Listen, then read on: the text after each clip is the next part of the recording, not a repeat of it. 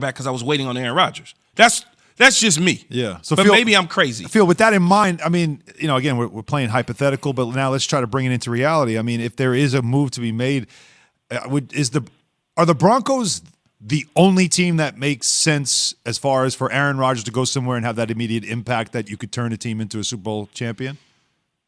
Not the only team. They just seem to be the team that we keep pointing back to because they don't have a QB. If you were to evaluate, yeah, that's right, because they don't have a quarterback that, like, it would be, if you told me that Drew Lock was benched by the end of training camp, I would have no problem believing that. Wow. If you told me that they brought Teddy Bridgewater in and decided, hey, you know something, he's only a number 2, you're not going to cut him because he's got $3 million guaranteed to him.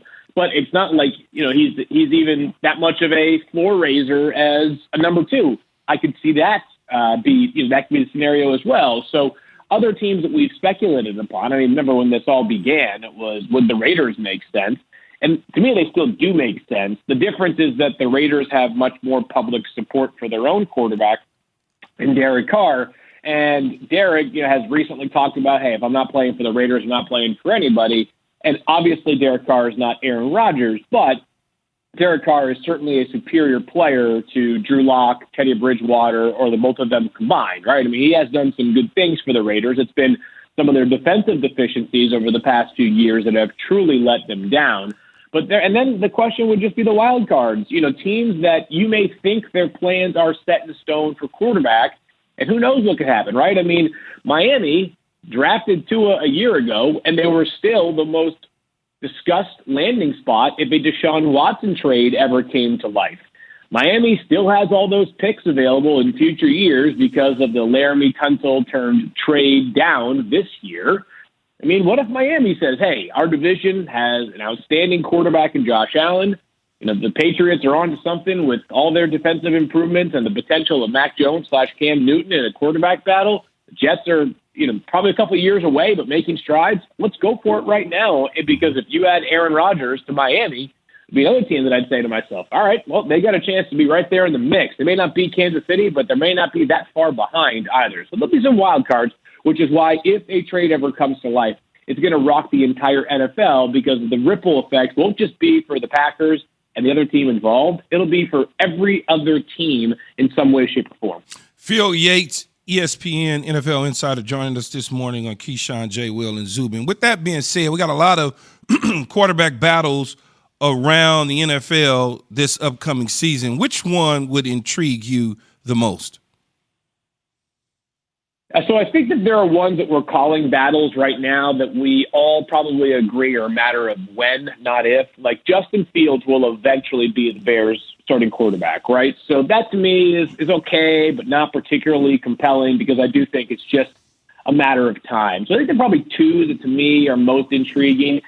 And it's the two where I could see the veteran, if he plays well, staving off the rookie all year, or I could see the rookie taking over by week one. That's San Francisco and New England, right? I mean, Jimmy Garoppolo at his best helped the 49ers to the Super Bowl, and they should have won that game, as we all know, against the Chiefs a few years ago. And Cam Newton, he looked like a shell of himself for the second half of last season, but Bill Belichick and the Patriots have stated several times over this year he's much further ahead. He dealt with an abbreviated offseason last year, really no offseason last year. He was coming off of his own injury issues. He catches COVID early in the season, and next thing you know, the Patriots' season goes off the rails. But it wouldn't surprise me if Trey Lance shows out in training camp and makes a very difficult decision for the 49ers, a good decision because he's playing really well. And same with Mac Jones. I mean, Mac Jones, for all the talk about whether he would have been too much of a reach for the 49ers at pick 3. Mac Jones is a really good player. And the fact that he fell into the Patriots' lap at pick 15. Least likely for the Chiefs to finish last. Yes, but Broncos finishing first because of the Aaron Rodgers element. Could happen. That's the one that could happen. Yeah, no doubt about it. Keyshawn, J. Will, Zubin, presented by Progressive Insurance. All guests join us on the Goodyear Hotline, so let's bring Field Yates into this conversation on ESPN. The Yateser. NFL Insider.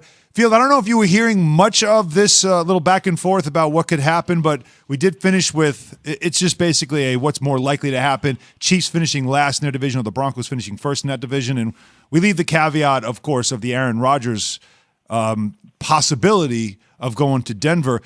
With that in mind, what kind of an impact, and it's all hypothetical, I know, but what kind of an impact would a trade like that have for the Broncos and also impact on the AFC in your mind? Yeah, so you know what's funny is, first of all, thanks for having me on, guys. And it's always, the NFL is the ultimate copycat league, right? Mm-hmm. So we're always trying to make whatever happened last year happen again the following year, even though what we've learned is that teams evolve and there are multiple ways to win. But last year, the Buccaneers were a quarterback away. It happened to be the greatest quarterback of all time became available, but that was a roster that was ready-made to win.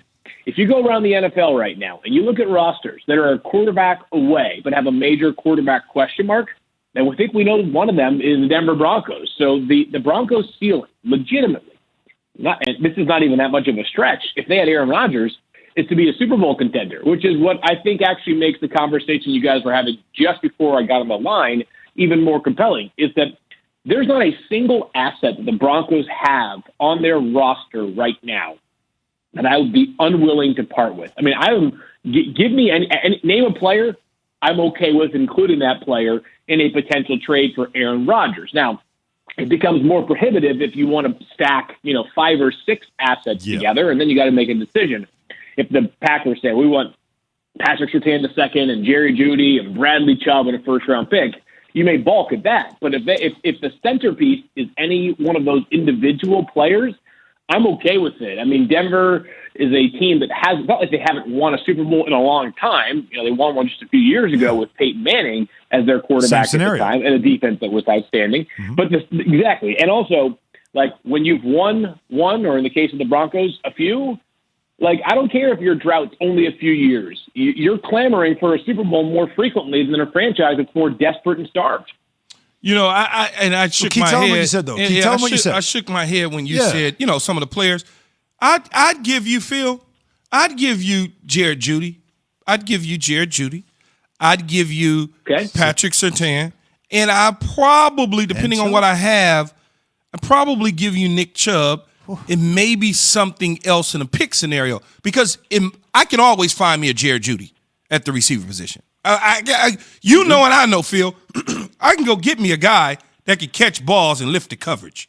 I had that Jared Jeudy I had in Emmanuel Sanders 7-8 years ago. That same guy. So it's not, I'm not parting ways with an alpha dog wide receiver. I'm parting ways with a serviceable receiver that's young, that's good. I still got my big cat in Sutton. Mm-hmm. So I'm okay. And then I drafted the kid out of Penn State. I'm drawing a blank on his name. A.J. Hamler. He's there. So you see what I'm saying?